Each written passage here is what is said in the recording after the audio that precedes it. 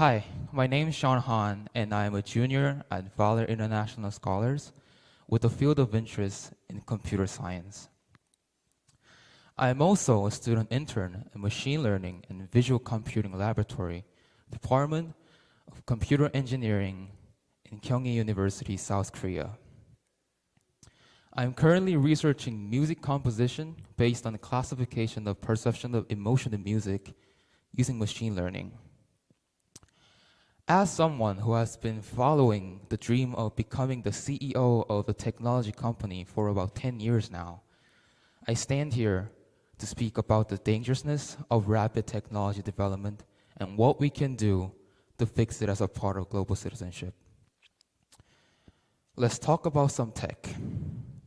I fell in love with technology using smartphones for the first time, getting astonished by its features, watching keynote events from various technology companies like Apple, Samsung, and Google, and more. I even had a chance to go to the Facebook headquarters one day. I still remember that I was so excited, like a little boy waiting for his ice cream, looking at the company, thinking that I want to desperately work there. Along with the fact that I met Mark Zuckerberg, the CEO of Facebook, a day before the visit in a Mexican restaurant. Those experiences motivated me and made me a tech geek who just can't wait to innovate the world with all the new technology. But let's go back to the past and take a look at the world just a decade ago. My first smartphone was this, iPhone 3GS. It was released in June 2009, exactly about 12 years ago. I also happen to have the first version of Galaxy S. As a 7-year-old boy, I still remember that I got this phone and immediately fell in love with this phone's technology, and I couldn't stop looking for more features. Now we're in the era where people are using phones like iPhone 12 Pro Max and Galaxy S20 Ultra. Looking back, how the technology development could go from this, a tiny smartphone, to this, which is the phone literally bigger than my hand right now. It's just crazy. The fact that the best phone in 2009 wouldn't be able to even compete with the cheapest phone in the market right now is amazing. Now you might be wondering why I'm talking about my old phones right now. The point is that technology is developing in a crazy speed right now. I use my phones as my example, but there are many, many more crazy things about technology happening in the world right now. Since the fourth industrial revolution, technology has acted as one of the crucial aspects of the world right now. Technology and machines have always been by human side assisting us. The global economy and many industries are getting significant benefits from technology, resulting in technology implementation in many systems like education faculties, hospitals, and even political organizations. People in the world have working their best to bring the most convenient way to live with technology implemented all over our lives. And from that, we were able to accomplish many things in the world, making the world a better place. Now I can continue and go on about how technology has made the world more convenient than ever before for the whole day, but I want to focus on the other side of this trend. Technology may have enabled us to do impossible things in the past, but it also brought some problems. As technology develops, there always has been voices concerning the development of technology. Even some people who have been the leaders of the developing technology industries spoke up and made their voices about how dangerous technology is and the terrible outcomes it can make in the future. Among the many problems related to technology today, I want to talk about just 3 keywords: intelligence, privacy, and humanity. First, intelligence.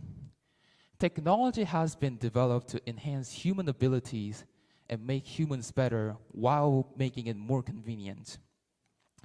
However, as technology develops, more people are becoming dependent on technology in their daily lives, and it has started to show some defects in people's brain activity. Rebecca Hiscott from HuffPost says that more and more people have started to use the internet and search engines like Google as an external hard drive, as if they can easily plug it in for more data for their brain to outsource information instead of remembering them. A scientific journal from Columbia University, Professor Bessie Sparrow, PhD, also stated that the internet search engines change how the brain functions, as the brain tends to use the internet as a personal memory bank, identifying more of how and where information is found, rather than remembering the actual information. Along with that, the GPS and navigation systems started to develop and become more common in cars. And now fewer people are utilizing their brains to remember how to get to a destination, but they just turn their devices on to discover how to get there. Technology also disrupts the ability to distinguish between what is real and what is fake. As social media developed, there has been many news articles written by individuals or unofficial social network services.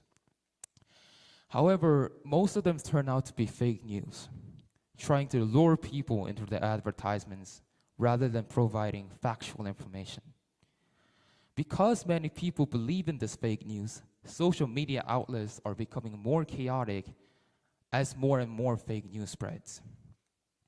A report from Common Sense Media, News in America's Kids, How Young People Perceive and Are Impacted by the News claims that less than 50% felt they had the skills to distinguish between the real and the fake news, and around a third of the teens confessed that sharing the news story they later found to be fake. I would always find myself reading through an article on social media platforms like Facebook or Instagram and realizing that in the end, it's a fake news designed to shock people or advertise their products. Because of this, factual news is becoming more difficult to ascertain, leading people to believe wrong things in their lives and allowing more fake news to be published and exposed, making the situation even worse. Second, privacy. Nowadays, privacy is considered the most important aspect of human rights, and people have been working their best to make sure that humans' privacy is protected in this world. Ironically, though, now there are more threats to privacy as technology develops. I would like to ask you guys all a question. Have you ever wondered how YouTube suggests videos just for you whenever go into there? Have you ever had a creepy feeling that somehow YouTube is tracking you down? Well, there's something called YouTube algorithm, which aims to find the right video for each viewer and get viewers to keep watching. It tracks whether you click on the video, how much time you spend, which channels and topics that you watched in the past, and many more. This leads to different search results, videos on the YouTube homepage, and video recommendations depending on your different YouTube watching habits. Google, which owns YouTube, also seems like it is tracking customers' information. A YouTuber called Michello experimented on Google while having YouTube live streaming on. He first visited some random websites, checked the advertisements, and closed all of his windows. And then he repeatedly says, dog toys, and the sentences including dog toys, and then visited the same website he visited. Here's a result.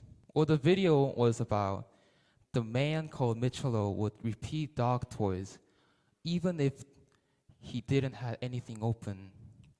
When he revisited the same websites, all the advertisements in the websites are changed into something related to dog toys, which concludes that Google is tracking your voice down to give the right ads you want.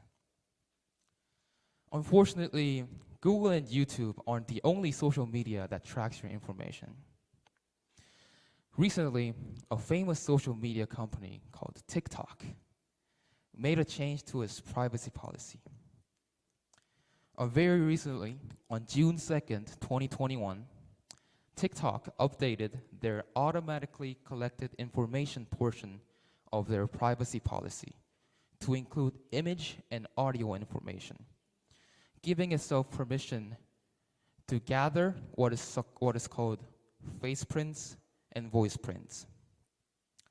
TikTok has more than 689 million global active users right now, and it is ranked as the 7th most used social media globally, which means that they have enormous amount of information that had access to.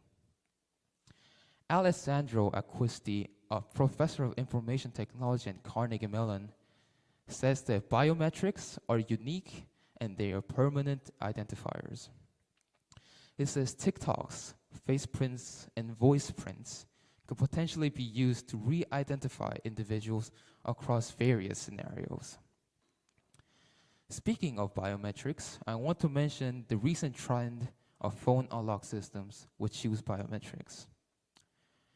In the past, the only way to unlock the phone was to enter the password. Nowadays, I see almost everybody's using either face recognition or fingerprint recognition system to unlock their phones. However, there are several privacy concerns associated with these biometric unlock systems.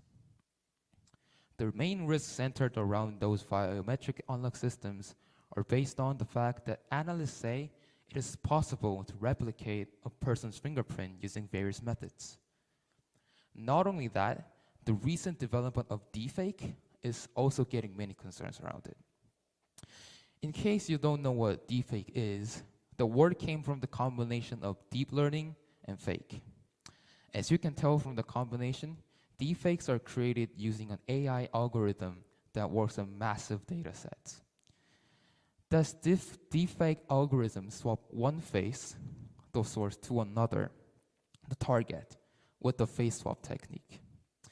This has been used for various industries, from the entertainment to health sector, and has benefit to them.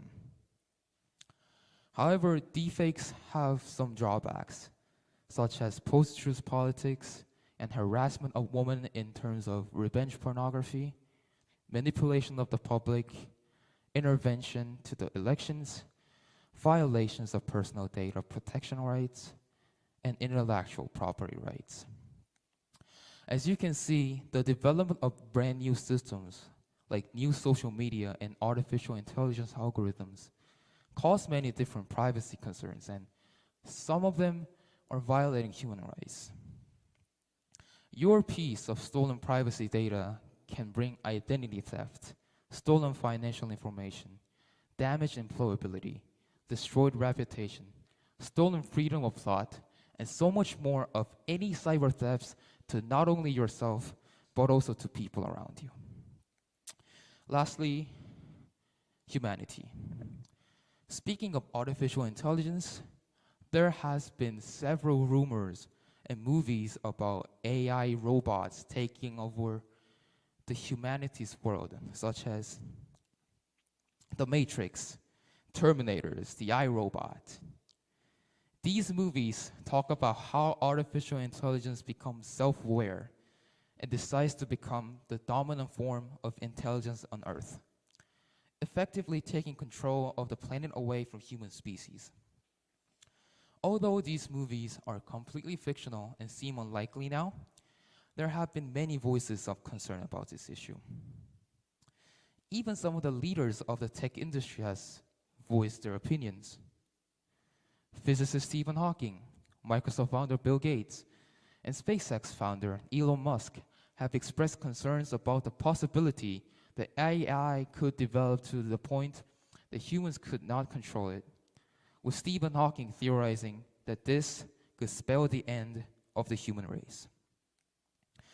In March 2016, the artificial intelligence AlphaGo, developed by Google, beat Lee Sedol, a 9-dan professional, in a 5-game match without any handicap. Although it is early to say this is an example of the theory of AI ruling over the world in the future, as it always has been, we don't know what is going to happen in the future and what new innovating technology that we thought it was impossible to be true will come out in the future as well. We have responsibilities to know what could happen in the future and prepare for it before it becomes unstoppable. Before I head to my resolution part, I want to ask the world a question. Why would people want to develop technology at such a quick pace? Because it makes things more convenient? Or because it brings impossible imaginations to life? I don't think so. Yes, the things I mentioned earlier are true. Like I said before, technology helped humanity by a lot. However, it just feels like these days people are just stuck with meritocracy, competing with one another, trying to prove that they are #1 country globally in terms of technology development. Let's be honest. Who here desperately needed and waited for 5G? Who asked for it to come out that quickly?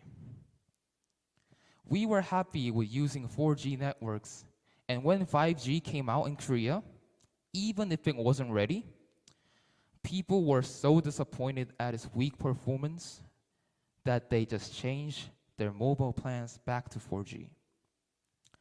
The world was so caught up to be the first country to implement 5G into their network, it created a disaster.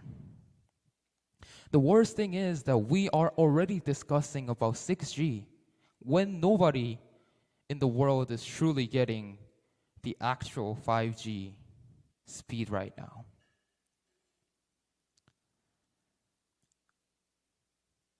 So, what can we do to stop this trend before it leads to catastrophic defeat from robots? I believe that there should be a global organization for technology development.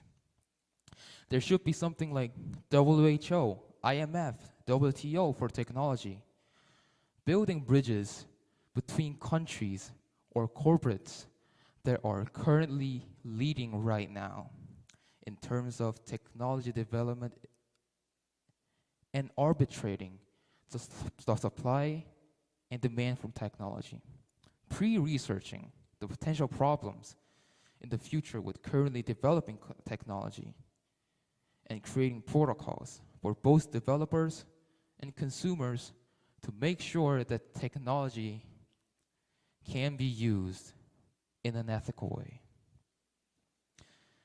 And this could also help that the organization can support the industry to build another technology to control the development of the technology. I believe that this global organization can bring agreements among global developers all around the world and create more ethical developers who are sincerely aware of all the outcomes of their new technology they're developing and ethically initiate them to make sure they are making the world truly better. The defects I mentioned earlier is a global phenomenon that should be fixed as soon as possible. And I believe that solving this issue with the global organization to regulate and create policies for technology development at a global level is a definite answer to this problem. Then you might ask, what are we as students supposed to do? Our job is to be self-aware of these problems I mentioned, disrupt intelligence, stolen privacy, and endangered humanity.